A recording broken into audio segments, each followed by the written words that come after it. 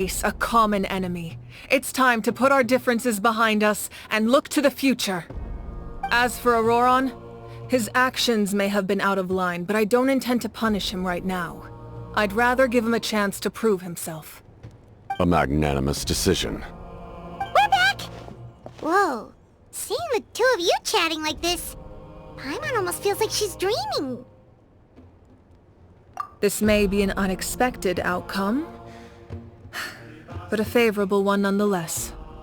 Now that we're all here, I have some questions of my own. Tell me, how did you discover the source mechanism? We weren't getting any closer to obtaining the Gnosis, so I had my men scour Natlan for a different option. Auroron helped as well. We tracked down 3 scholars, Aberawa, Bosomtwe, and Kushtal, and combined the results of their research to locate this ancient device. I've never heard those names before. Seems like my own investigation failed to locate some critical personnel. I'm just not sure how I missed them. Strange. Perhaps they simply live in seclusion. In any case, their results speak for themselves. That's true. Now we have another option at our disposal. Compared to using the Gnosis, our current plan will buy us some time. And if all else fails, we still have this plan as a last resort, even though executing it will come at a heavy cost. But that means making everyone forget their past! We should definitely try to avoid it if we can. Oh, actually, speaking of the Gnosis, how did you know what it could do? That story begins with the Cataclysm 500 years ago. I failed to save Conria from the rampage of the Abyss. When the situation became unsalvageable, I fled to Natlan with the remainder of my platoon, only to find that Natlan had fallen victim to the same tragedy. I defended this land for quite some time, and, in the process, met the chief of the Masters of the Nightwind, Aizu. I'm sure many people viewed Conria as the cause of the tragedy, but Aizu was kind to me all the same, and even helped me in my time of need. From that moment, I made it my mission to aid Natlan. In battle, a warrior fights to win. Even though my homeland was lost, I was already committed to this fight. Together, Aizu and I fought many battles and overcame countless hardships.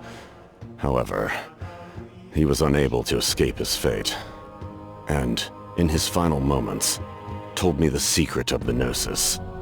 So it was him. He recommended using the Gnosis on several occasions, even before the tragedy. But I turned him down each time.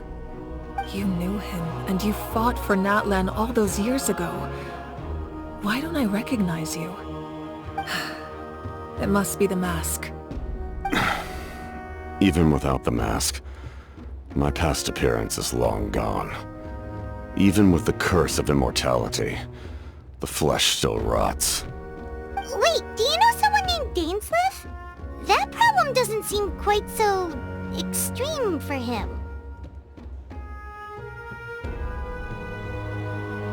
You've met him already? Yeah, a bunch of times. Sounds like you know him too. During the age of Conria, all I knew was his name. The last time I saw him in person, he was traveling with the prince. He carries a degree of pain and hatred that far surpasses my own.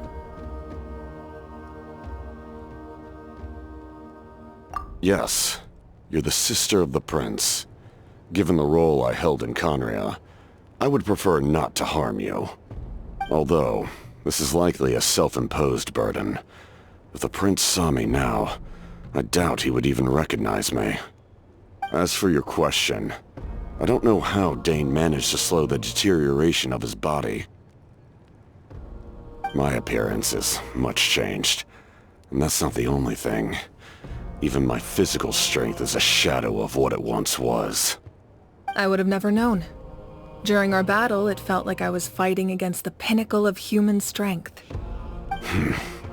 And I still lost. I deserve no praise for that outcome.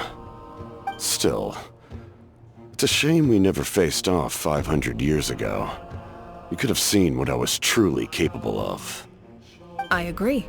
Had we fought then, I'd also have been more motivated to go all out. So, all that commotion back at the stadium, and you're saying neither of you were using your full strength? I'd say we're evenly matched. If we face off again, victory will come down to who wants it more. I imagine you held back since there were spectators around that could have gotten hurt. But capitalizing on that situation would have only led to a hollow victory. It would have been no different than taking hostages. My goal was the Gnosis, and I failed to obtain it. That means I lost, plain and simple. Her Majesty the Tsaritsa allows every Harbinger the freedom to pursue the meaning of their existence. When the time comes, that freedom can take precedence over her orders. That's why our methods can be so radically different, despite sharing the same goal and the same sovereign. I needed the Gnosis because I came here to save Natlan. That was my primary motive. Once Natlan is saved, if the Gnosis still remained in my possession, I could bring it back to Snezhnaya. My decision regarding the Gnosis will not change. So let's focus on the Abyss for now. Right! What happens when all 6 heroes are together?